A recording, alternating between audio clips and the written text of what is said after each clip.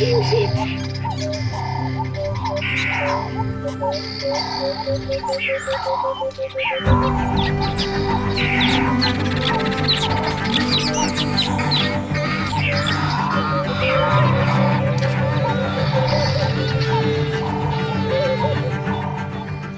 everyone. Thank you for joining us on this Wednesday, I guess it's Thursday, for our Determining Decade webinar series. We've already completed one series, which many of you joined us for previously, and all of those recordings are available. I believe there was a link sent to you in the announcement about this webinar. And so please, if you haven't already been able to join us before, please look back at that selection that we really focused on what we do here in California with the Nature Conservancy and some of the really critical needs that we have in this determining decade here in California. But now we're going to focus internationally. We have another grouping of webinars that we're offering, and today we get the fantastic chance to meet Matt Brown, who is our regional director in Africa. And he is a wonderful guy. He's been with the Nature Conservancy for quite a while, and he's a very experienced and successful leader within our organization. I'm Liz Harvey Roberts. I am the Chief Development Officer here in California for the California chapter. Many of you have seen me before with my favorite plant here.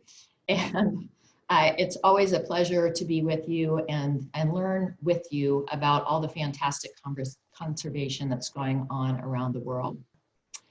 Okay, I think with that, we are going to introduce Matt Brown. So Matt, why don't you tell us a little bit about yourself and your background with the Conservancy, and then start into the presentation and tell us what you're doing in the Africa continent. Great, thank you, Liz. Hi, everybody. Thanks for having me here today with you.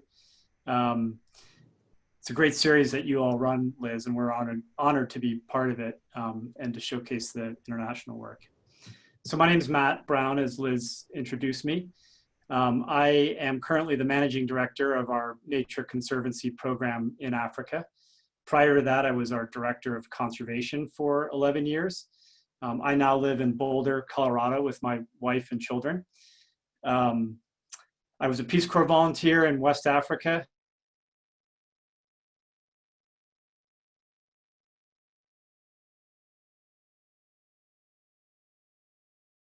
And at a time working for the United Nations in Eritrea. And eager to share our work with you here today. So Catherine, can we go to the next slide?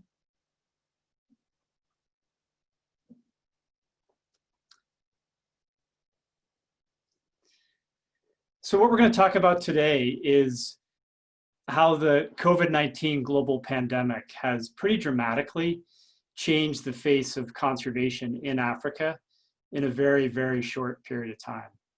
The tourism industry, as we all know, is a critical one to bring revenue for conservation, and we'll talk a lot about what that means. And with this pandemic coming on quickly, all international travel, all domestic travel has stopped, and therefore a lot of revenue, most revenue, all revenue from tourism and most revenue for conservation has come to a halt.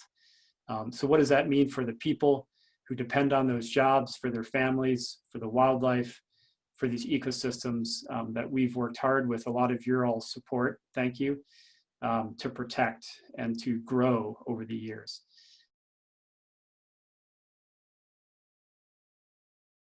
We could see a lot of that slide backwards here pretty quickly. So Catherine, could you go to the next slide? So the Nature Conservancy has 3 global priorities. They're here on the screen: to provide food and water sustainably, to protect healthy oceans, fresh water, and lands, and to focus on climate change and climate adaptation, to mitigate against climate change. The work I'm talking about today falls within this middle priority of protecting healthy lands in the African continent. Next slide, please. So here's a map of Africa. Africa is a large continent, 54 countries, We, the Nature Conservancy, are working in 9 currently. You can see them here shaded in gray, east, southern, and part of Central Africa. Today, we 5 million acres of land in these 9 countries and approximately improving the lives of about 1.5 million people. We're not looking to be Pan-Africa. We are looking to drive some critical strategies and some critical thematic areas that are in line with our global priorities. And that could take us to other countries, but we're really focused on success and on durable outcomes in the places that we are currently working. Can you go to the next slide, please, Catherine? So this is a picture of the Africa team. I'm quite proud of this team. I was the second hire in the Africa region back in 2007. And we're now 110 people. We represent 12 different nationalities. This picture was taken December a year ago, so a year and a half ago, up at a town called Karatu in Tanzania. That's the Ngorongoro crater, the mountain in the background. This is a team that does conservation work. It includes our operations, fundraising, marketing, full team. It's a great team that really likes to work hard and have a good time when we're together. As I said, this team is driving ocean protection, land protection, fresh water, a lot of the climate, a lot of the forest conservation work that we do. Can you go to the next slide, please? So let's talk a little bit here about the pandemic. COVID-19 has had an impact on a lot of different aspects that I'll touch on here. To set the stage, though, tourism is critical to Africa. The statistic that's on the screen, that ecotourism contributes 8.5% of the economy of Africa and supports approximately 24 million jobs across the country. And that's obviously coastal and marine as well as terrestrial tourism. Can you go to the next slide, please, Catherine? So the World Travel Organization estimated that nearly 70 million international tourists arrived in Africa in 2018, generating $39 billion. That's pretty serious impact. Next slide, please, Catherine. So just diving into the change that has happened this year. And this is true for Namibia, it's true for Tanzania, Zambia. In Kenya's Masai Mara, which is the area with the highest wildlife density, the Masai Mara experienced about 1 million visitors in the month of May last year.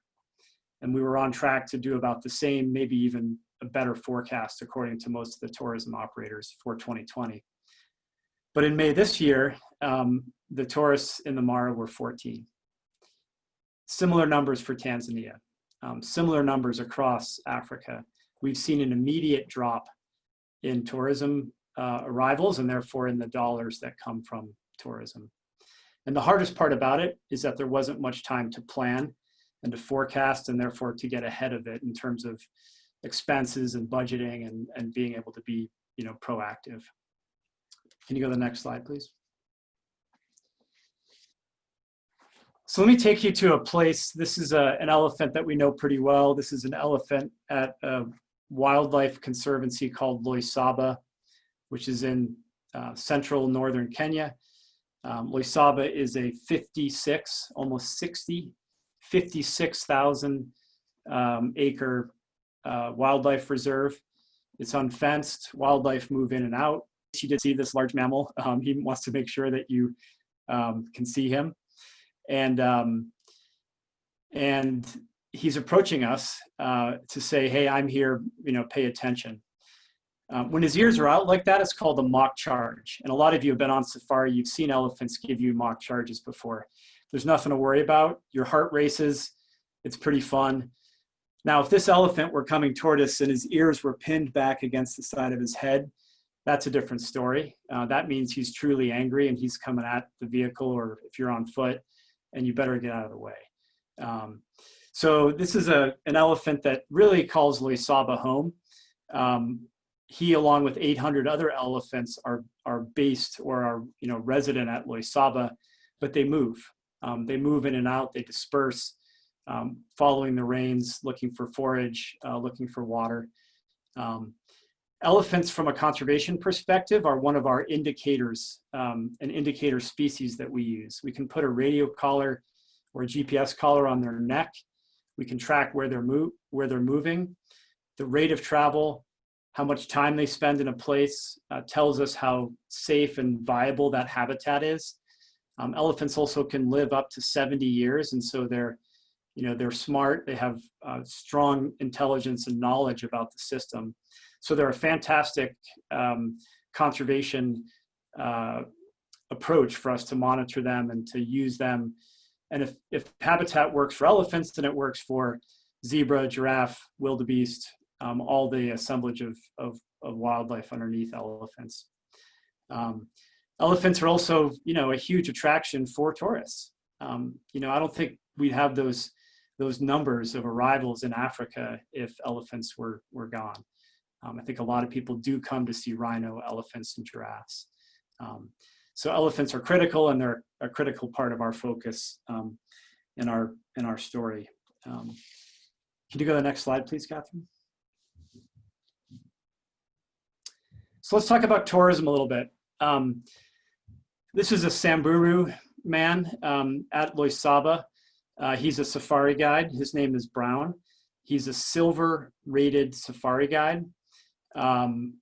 His job is to drive around tourists. His pay that he receives helps support a large family. He has his own cattle herd. He lives north of Loisaba on community lands. And Brown loves to interact with people from US, from Europe, from Australia.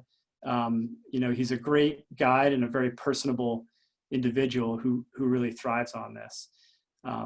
So not only is Brown helping to bring people to Loisaba so that those bed night fees can help pay for elephant conservation, but also the tourists who come are helping Brown and helping his family and his community because of the job that's being offered, and all the other benefits. And that mutually beneficial relationship between tourism and wildlife, between tourists who come for their own benefit but are also contributing back just by arriving, is part of this sort of holistic, mutually beneficial story that conservation is all about globally, and particularly in Africa. Can you go to the next slide, please, Catherine? So here's a graph of 4 countries. There's a chart at the bottom that shows the color. So Kenya's in blue. Pretty stable over the years. We don't yet have the 2019 data finalized from this data source. But look, we're predicting we're seeing it. All tourism lodges are closed. You can't arrive in Kenya today. You can't even move outside of the Nairobi County. You can't travel up country, even if you want to drive with your family from Nairobi up to northern Kenya on safari. The forecast is that actually probably until June of next year, June of 2021, tourism will be effectively closed. There may be a blip around the holidays in December, but this is a 12-month period then when all of these places were expecting to see, all these countries were expecting to see these tourism arrival numbers, individual national parks, individual community reserves, individual private reserves were expecting to have revenue from tourism. And all of that is going to drop to zero. So that's significant. And the Nature Conservancy has created a crisis fund to help with that. I'll talk more about that here in a minute. But it creates a real problem because there's was forecasted or planned revenue that's coming to conservation that now is not coming.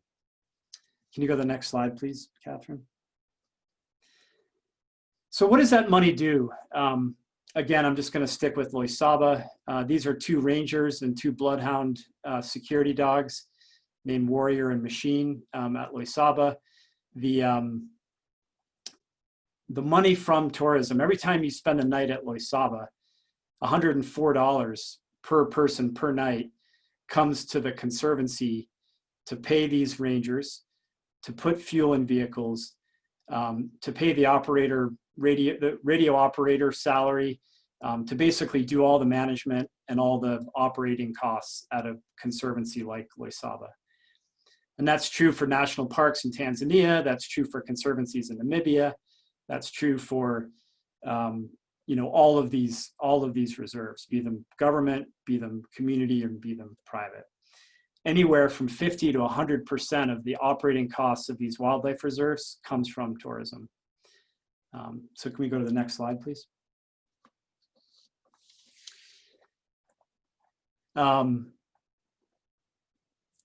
And we're seeing an impact. We're seeing rhinos poached in Namibia. We've had 2 rhino poached. We've had an elephant poached in Kenya. We're seeing a negative impact right now because the security is arguably a little bit lower in a lot of these places. Additionally, it's about the benefit that people see. So if you're a local community member, unless you have a relative or you yourself are employed either in conservation as a ranger, maybe as a chef, maybe as a safari guide, or some member of your family is, really elephants and lions are frankly pests. In northern Tanzania, elephants move from the national park, from Tarangire National Park, into the villages on the north side, Masakini Chini, Masakini Juu. In one night, they can destroy an entire maize field, an entire cornfield. And not only is that food for the family, but it's also their livelihood for the year. And this time of year, right now, the rains have just stopped in northern Tanzania. The maize is probably a meter tall and still growing. And now's the time of year where that crop protection is critical. Same with lions. So lions can take sheep, goats, cattle. If you're a pastoralist in Tanzania, Kenya, Zambia, Namibia, what would you do if a lion killed one of your prized animals? Retaliation killing is quite common. There's a lot of poisoning that happens. And so what we've been able to achieve in a lot of these communities and a lot of these ecosystems where we work is to change the mindset where local people see elephants worth more alive than dead because of conservation, because of healthcare, because of other benefits that come with conservation. Catherine, can you do the next slide, please? So some of those other benefits are things like healthcare, education. This is a great picture. This is from the Awaso Primary School in northern Kenya.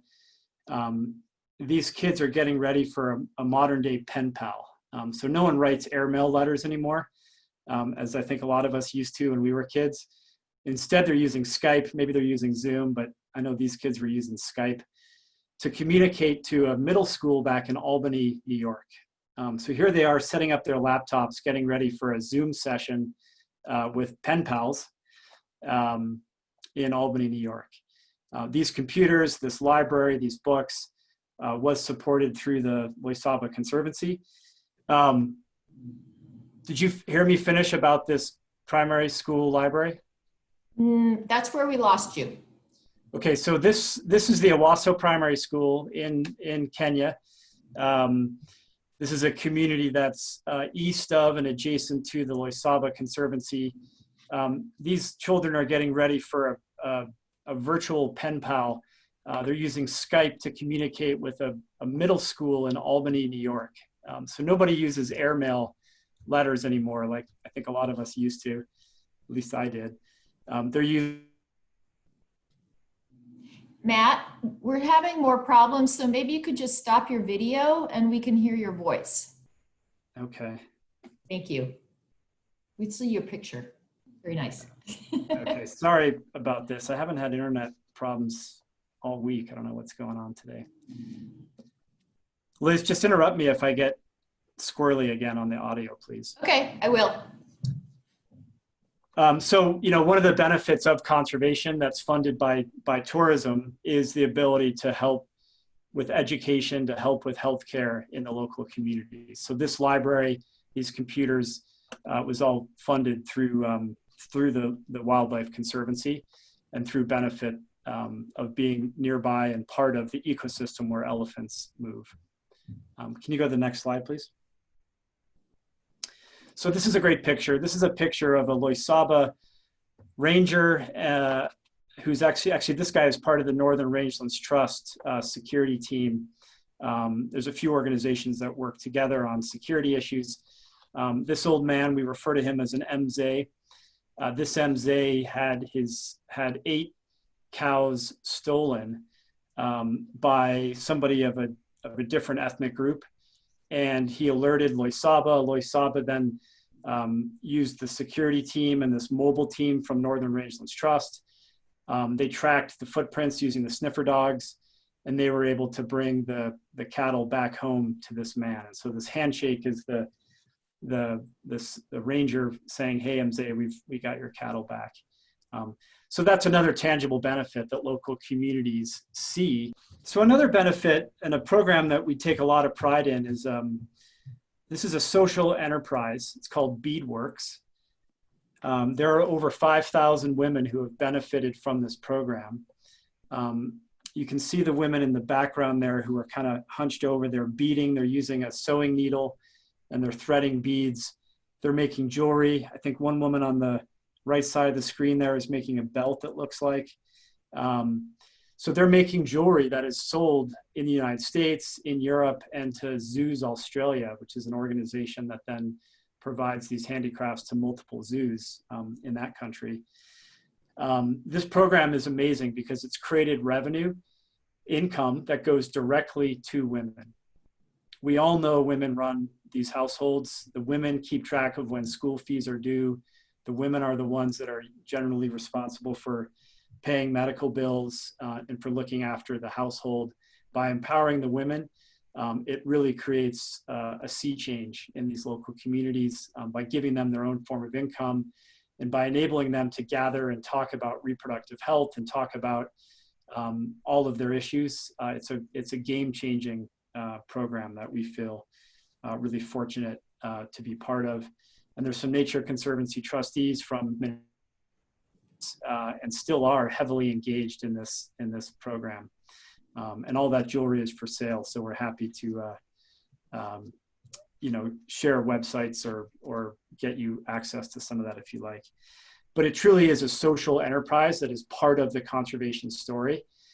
And here's just a real quick story. One of the wildlife conservancies that's community owned in Kenya had some leadership issues. There was a little bit of corruption at the community level. And so the Northern Rangelands Trust said, "Hey, we think you guys have really degraded. We're gonna suspend you for a year from receiving technical support from this umbrella organization who's a key partner of ours." The women hired their own vehicle, came down to the Northern Rangelands Trust headquarters and lobbied to get their conservancy back in the program because they were no longer able to sell their jewelry because their conservancy was suspended from the program, and therefore they weren't seeing the benefit. And they said, "Really, you have to understand how game-changing this has been for us. It's been transformative for our lives as individuals and us collectively in this community." And through a process, then the conservancy was brought back in a couple months later through new leadership.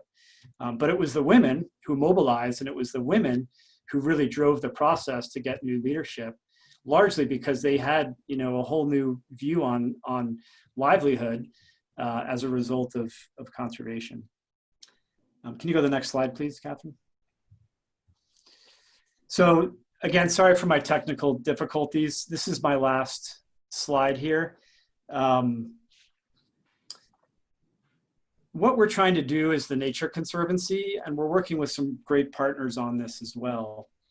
We're trying to develop, or we are developing, a three-phased approach, three-phase solutions effectively to the COVID-19 pandemic. The first is this immediate phase that we are in now. We are trying to react. We are trying to raise money to offset the expected revenue from tourism in about 18 conservancies or wildlife reserves that we TNC have worked with for a long time in Africa, in Kenya, Tanzania, Zambia, and Namibia. The goal here is to raise money to help ensure that the security is maintained and that these wildlife reserves are able to maintain, even at maybe some reduced salaries and some shaved expenses, but able to just maintain and not slide backwards from a conservation perspective. So the motto is send no ranger home. And thanks to a lot of you, we've done well. We've raised a fair amount of money. We've got grants already out to partners. And there are some great stories already of rangers who have said, hey, you know, I'm so glad to stay employed, to be still employed, and the impact is good. The second phase, which is about 12 months from now, maybe for a 2 or 3 year period after that, is a stimulus package. We're envisioning some impact investments, some blended finance that'll help get tourism going again. These would be loans to community lodges in Namibia, to community-owned enterprises in Kenya, to private enterprises, private companies, but basically some pretty soft loans that when tourism is happening again, just put some stimulus into the industry, because as I think I've hopefully convinced you today, it's critical that tourism is thriving in these communities.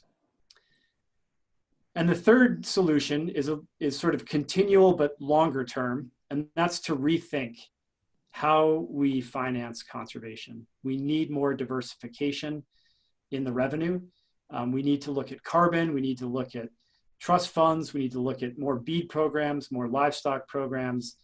We need different types of tourism. We need more domestic tourism, which is not as fragile to, you know, a volcano in Iceland. And we just need to better understand how we can diversify and therefore have more durability to the conservation results in Africa. So that's my last slide. I guess to end on a real positive note, though, I mean, I do believe that Africa is rising. I certainly believe that we're going to get through COVID-19.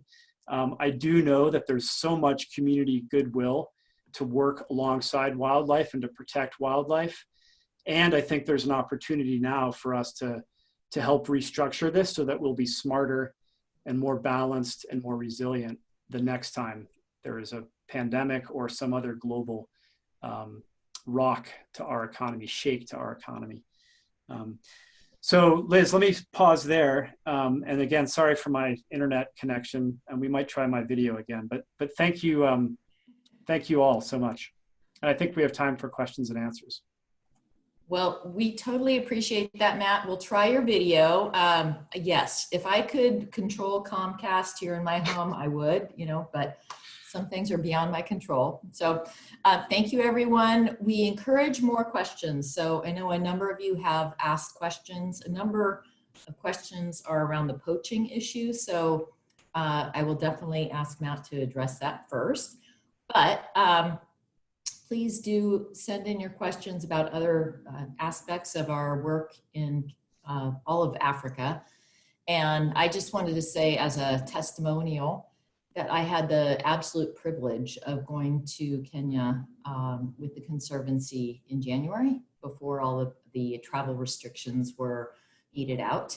And I was blown away. It was just a heartfelt, amazing, once in a lifetime experience to visit the Nairobi Water Funds, the Lewa Wildlife Conservancy, and Loisaba, which we had referenced here with Matt. And I could not imagine it. It just filled my heart with such gratitude and want to see wildlife really living their lives in the way they're intended to. We saw all of the big five while we were there. And just as a point of example, as we were entering the Lewa Wildlife Conservancy, we saw a lioness hunting. So it was just amazing. I always compare it to being Disney-esque, which is sadly my California experience here. But anyway, I'd love to turn it over to Matt and all of you for questions and answers. And I will just ask you, Matt, if you could just say a little bit more about the poaching issue and, you know, whether in Kenya or in the other countries. Just tell us a little bit more about that. Yeah, thank you, Liz. So the poaching, you know, has always been a problem. And there's different types of poaching. There's meat poaching for sustenance, really, and then there's high value poaching of pangolin, of rhino horn, of elephant ivory, which really is feeding an international wildlife trade market. We've actually gotten the elephant poaching and some of the rhino poaching pretty well under control through a number of different measures, but one of them is to work in Hong Kong and China to try and suppress demand. And there's been some great movements by President Xi in China to make it illegal to sell ivory and to close the carving houses. That's helped. What we're seeing right now, Liz, with the global COVID pandemic is that not only are some of these reserves not able to be as strong in terms of protection as they were for the reasons I mentioned about tourism and revenue falling down, and we're trying to help that with this Band-Aid of grant money, but also because of the economic downturn, there are people who are unemployed. So, for example, the flower market in Kenya that ships cut flowers every night on KLM up to the Amsterdam market is closed right now. Those flower farms are closed. The flights aren't happening, and so 7,000 people have been laid off about 10 kilometers from where you visited, Liz, from the Lewa Wildlife Conservancy. So within 10 kilometers, there's high-valued rhino, elephant, the big five, and people are hungry. People don't have other streams of income. There's no unemployment they can file for. So the threat of poaching is higher, and the sort of defense or the security arguably is a little bit lower. But again, we're trying to make sure that the security is not lower, that it's actually as strong as it always has been. So we're seeing some of that. We're also seeing more charcoaling, and we're seeing a lot of meat poaching in Zambia and other places. And so as people are shifting from capitals back to home, you know, they're going out in the bush and you know, really relying on nature, but that can be quite destructive and quite unplanned, particularly at times like this. Thank you. Dale is asking a question that I also have about how we choose where we work. And specifically, he's saying 2 countries in Southern Africa were not included in TNC project locations. Can you speak briefly to why that is? Yeah, so we are working where we are now because of a continental priority setting that we did. It's kind of the first thing I led when I got hired. We're trying to answer the question, where should we work such that we complement WWF, CI, all the international organizations, plus all the great local conservation organizations. Where do we have the greatest chance of success? It's a published paper. We looked at return on investment. You know, we brought our science to the table and used that. We also looked at rule of law in these countries. And so you'll see, you know, a lot of East and Southern Africa are countries that have more stability, arguably, than some of the others. And so those were both key factors, Liz. I think Botswana and Angola are probably the 2 countries that Dale is referencing.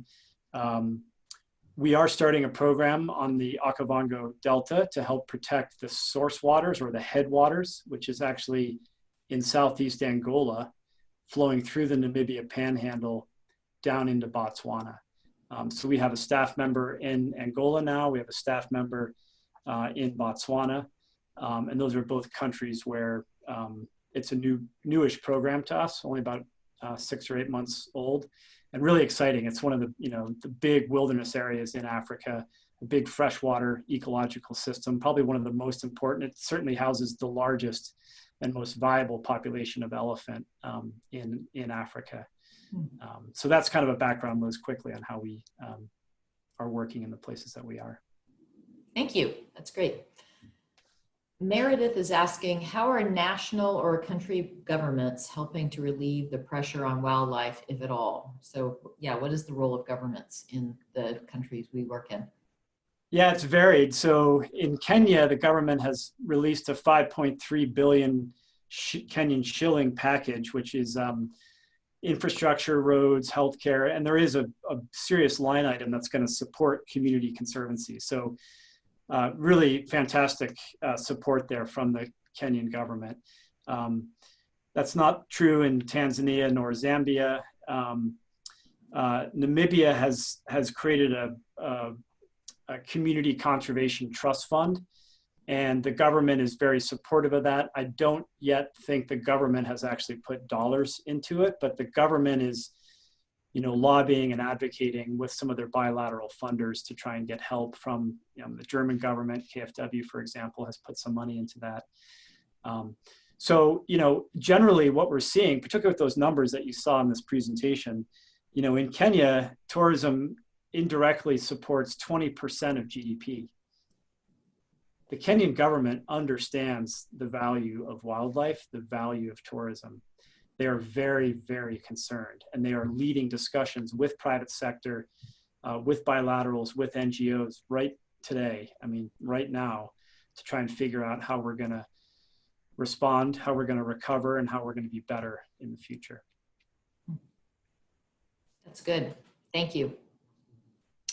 Michael, I think we pronounce it Michael, I don't know, is asking an excellent question about how can I target donations to women's programs?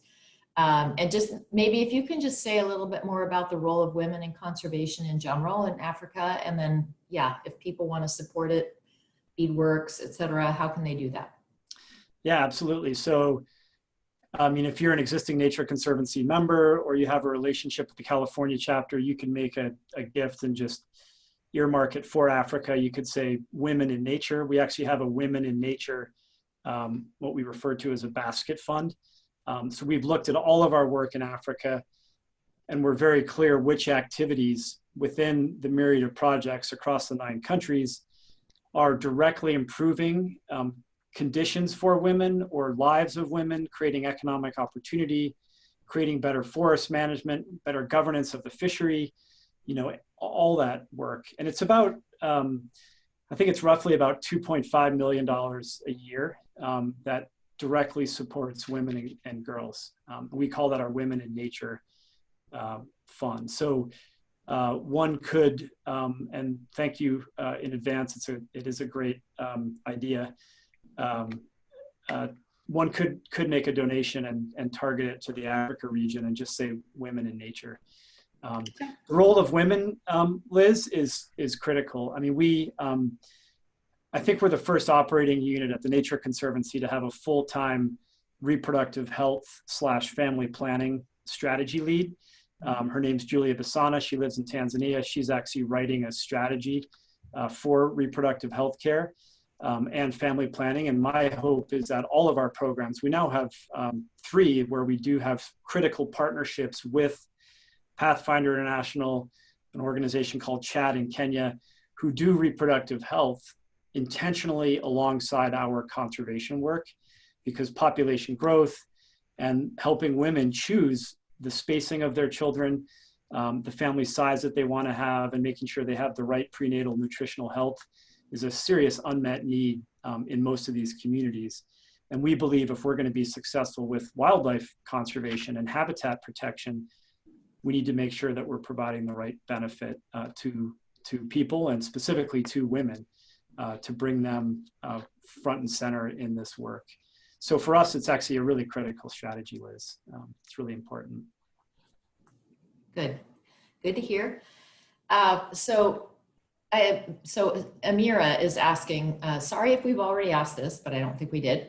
What other nonprofits are you working with relative to this emergency? And I think it's, COVID-19, lack of tourism, economic downturn. Yeah, so a whole number, more than I can list right now, but they're in those 3 phases I mentioned in our solution set. The first phase is this: get stimulus, get grant funding direct to some of these wildlife reserves. And so we are working with the Honey Guide Foundation in Tanzania, the Northern Rangelands Trust in Kenya, the Lewa Wildlife Conservancy, and about 12 different community conservancies in Kenya, the Kenya Wildlife Conservancies Association, which is a national umbrella, Save the Rhino Trust and IRD&C in Namibia. So all these local partners we're effectively channeling grant money to them. And they are working with the local community rangers, the village game scouts, to increase the security protection and do all of we're paying some salaries with that. We're supporting all these places through our strong network of local partners. We firmly believe in partnership. And we believe that the sum of the whole is greater than the individual parts in terms of that collaboration. Real briefly, the second way I would answer that question is on this stimulus sort of financing facility loan program that we're designing. We're working and talking to Space for Giants, Conservation International, WWF, African Wildlife Foundation, AWF, and then some for-profit companies. So that's Luke Hoffman Institute has been critical. It's a long list of partners, but that's very much a collective, we know we need to do something different in Africa discussion. So I'm happy to follow up with that one too offline if someone wants to know more, but the answer is it's many partners. Thank you. And that is true of us globally. We only have 4,000 employees-ish, so, and as many of you know, for a global organization or global enterprise, that is nothing really. So we work very much with local organizations and our other large NGO partners in pretty much every place that we work. So we're grateful for that. So there's a couple questions here I'm just going to compile together. Could you say a little bit more about why we are working in the areas that we are working in Africa? And then also, where can people visit if they want to go see TNC projects or things that we're doing on the ground in Africa? Let me take those in reverse order. Come visit. As you heard, tourism helps. Book a safari today. These safari companies are hungry for bookings, even if it's 24 months from now. So get in touch with your local travel agent. Come to Botswana. Come to Tanzania. Come to Kenya. Plan a trip. Honestly, it's actually one way to have measurable impact for people, for rhino, for elephant. It's really important. So, I mean, you've seen the map. We have programs in all those countries. Our Africa fundraising team, we do run a trips program, and we have a number of trips, sort of set itineraries that we do. We'd be happy, Liz, to share that. So you could come on a nature conservancy trip, or you could come on your own and do it in a country where we have a program, and you could spend half a day or a day with our staff in Tanzania, in Zambia, in Kenya, meeting with the team and seeing the work that we do there. So those are both, great solutions. In terms of where we work and what we work, I'm not sure if that was a thematic question or a geography question, but the geography question, again, it's kind of driven by where there's a big chance of success, where we feel that we are complementing the work of others, and where we feel that there is still a chance to protect intact and functioning ecosystems. Africa has massive intact grasslands and woodlands still. And our goal is to not really do as much restoration because it's more expensive than doing primary protection and conservation. So that's what our focus has been. Thematically, we're driven by our conservation agenda. We're looking at climate mitigation. We're looking at forest protection. We're really looking at functioning corridors across these landscapes. And we call them our indigenous landscapes because 80% on average of these landscapes are owned by local people. And so we really focus on ownership of the resource, building capacity, and then improving the benefit to people from a better managed landscape that has functioning movement corridors for cattle, for wildlife. And these are lands where people are farming and fishing. And so it's this whole symbiotic relationship between people and the benefit they experience from a better managed intact nature that they own. And that's kind of our theory of change for a lot of the work in Africa. Thank you. All right, so Amira is asking, with respect to the particulars of the plan, steps 1 through 3 that you shared before, Are all aspects funded through your emergency fund, or will you be assisting with loans, et cetera, from external sources as well? Yeah, the first phase only is supported from the crisis fund. The second phase is in this loan facility is in design still, and the major target there, we hope to get some private money, what we call impact investment money, but the major target for larger sums would be some of the bilateral or donor finance institutions who support, we call it public funding or government funding, who support some of this work, but trying to channel those funds in a way where these big institutions actually are set up to do that, but they just can't manage a $300,000 loan is too small. But we could with our facility, and we can help tie it to conservation metrics and basically provide an intermediary role that can get financing to where it's needed, have the impact, help measure that impact. And so the crisis fund that we reference is just the first of those three phases. Thank you. And for those that don't know, in California, we most recently have had several donors, lovely donors that have lent us funds at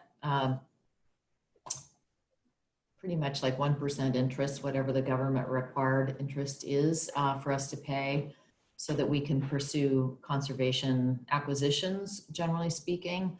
And I think it's the same kind of idea where we're being lent money as an institution from donors for it's a relatively short period of time, but it's kind of a bridge until we're able to get additional financing to pay that back, and or we generate money that we can pay the loan back with. So we call it blended finance. Yeah.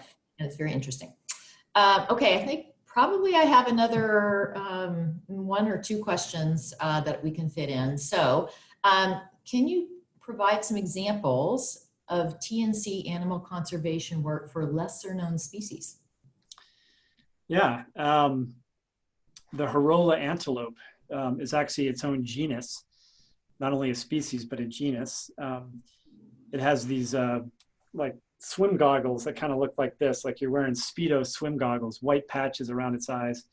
The population was knocked down from a rendipest disease and never really recovered, just due to natural predation and some habitat pressures. So in partnership with the Northern Rangelands Trust in Kenya, we've created a community fenced sanctuary for the Horola. It started with 48 individuals, and it's done so well. I think, I don't know the exact number, but it's probably up to 120. And so we've raised some money to help expand the sanctuary. And there's talk of releasing family groups. Black rhino numbers have done really well where you visited, Liz, at the Lewa Wildlife Conservancy. So 3 years ago, there was an effort to move 10 black rhino up to a community conservancy, first time ever in Kenya. And they've done well. There's now 16, and that's not bringing more in, that's just natural calving. So there's now 16 black rhino. Grevy's zebra, which is it's an endemic zebra in central Kenya, a little bit taller than a normal common zebra, larger ears if you've ever seen them, a little more drought tolerant, beautiful animals. Again, that population has been slowly improving, and we've just translocated 25 of Grevy's zebra from a private reserve up to community lands. So a lot of what we're trying to do here is to maintain and improve the numbers, and also to return them to their traditional habitats. And most of those traditional habitats today are again, lands where people are living, where they're raising cattle. And so we're trying to really bring the benefit of tourism and the benefit of conservation to communities, because that is the future of conservation. Thank you. All right, so I'm going to just ask one more question. You're probably going to have to give a quick answer. So Allison, thank you, Allison. Matt mentioned looking at carbon as part of the rethinking of revenue streams, and what does that mean? So say more about that. Yeah, Allison, carbon, by changing the way that forests are managed, by changing the way that grass is managed, we can keep more carbon in the forest or in the soil. There's also blue carbon with mangroves on the coast. You're familiar with the hockey stick. Global climate change is really driven by more greenhouse gas. Methane is a big contributor, but carbon, CO2 in the atmosphere is a big contributor. So there's a lot of science behind this, but if we can store approximately 8 gigatons of carbon, we believe we can keep the global surface temperature from rising below 2 degrees Celsius, which is what the scientists say is a world that we can live in, where storms don't get too out of hand and there aren't too many COVIDs, and maybe it'll change a little bit, but it's a livable world. So in landscapes across the world and in Africa, by reducing the deforestation rate, by reducing the forest that slash and burn to grow crops, for example, and keeping that forest intact, there is additional carbon that can be accounted for by avoiding the deforestation that would have happened should someone not have bought that carbon. And so the carbon is actually sold on 3 different voluntary markets now. It's third-party validated that the carbon is the right amount. Each habitat type stores different amounts of carbon, but based on the type of trees and the area, we can quantify how much carbon is there. And if we do nothing, that forest will be cut down. If we intervene now and create a revenue stream from the sale of carbon credits, then it'll keep the forest intact, because local communities then have payments coming in. And we're doing that. We're doing 3 projects in Tanzania that are paying communities today. And we're doing a big soil carbon project in northern Kenya that we hope will generate about $2.5 to $3 million per year of new additional income. And these are businesses who want to offset their carbon footprint. Amazon, Microsoft, oil and gas companies, or individuals who say, hey, I want to do a trip to Africa, but gosh, that's a lot of emissions from the airplane. Oh, but for $30, $50, I can offset my emissions. And so we have to be careful. We don't want to greenwash. We want people to reduce their carbon footprint. And we can use carbon payments and carbon revenue as offset programs to help finance protection of critical habitat and livelihoods for local people. Matt, I wish we had more time with you so that we could get to more of the questions that we have. But once again, folks, we don't have time and we need to conclude, and we will get answers back to your questions within a couple days. So thank you for asking them. And Matt, thank you so much for your time and for your expertise and your passion for conservation in general, and also for all the wonderful wildlife in Africa. And I would just also make a plug, because I know this, a couple of our donors have made investments in the solar farm that you are talking about. So there's just a lot of different ways that you can help. A lot of them are philanthropic, don't want to deny that, but there's also ways that you can do impact investments too. So if you're curious, please contact me, ask a question, and we'll get back to you about that. And so for that, we're going to conclude. It's lunchtime for most of us. And just wanted to say a survey is going to be coming out. Please fill that out. We would love your feedback. And also join us again. Our next installment is about the Yunnan golden monkey. So it's a special monkey in China, and there's been a lot of conservation effort from our China program, which is super fascinating, to make sure that there's habitat for it. So come back with us there. And then also just wanted to say thank you for joining us and for all your support for all the communities that you represent in this extremely chaotic and troubling time. We really appreciate that you took an hour out of your day to join us. So thank you very much, and have a wonderful day. Thank you, Liz. Thanks for having me.